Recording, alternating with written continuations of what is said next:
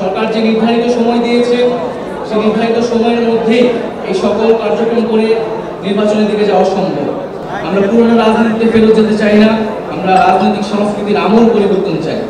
দলীয় লক্ষ্য আদর্শের বাইরেও মুজিববাদ ও দুর্নীতির বিরুদ্ধে এবং গণতন্ত্র সম্প্রীতির পক্ষে আমরা জাতীয় ঐক্য নির্মাণ করতে চাই।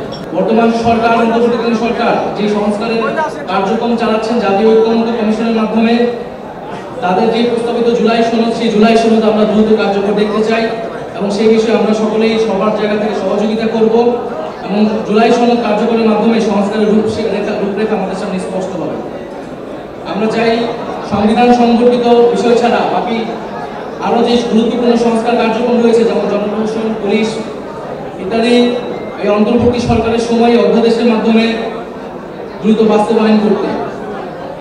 আমরা নির্বাচনের ক্ষেত্রে আমরা বলছি যে সামনে নির্বাচনটা একই সাথে আইনসভা এবং একই সাথে গণপরিষদ নির্বাচন করা সম্ভব এবং এর মাধ্যমে একটি নতুন সংবিধান এবং নতুন করে আমরা গণতন্ত্রের প্রচলন করতে পারব।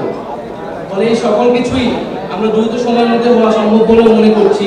সরকার যে নির্ধারিত সময় দিয়েছে সেই নির্ধারিত সময়ের মধ্যে এই সকল কার্যক্রম করে নির্বাচনের দিকে যাওয়া সম্ভব।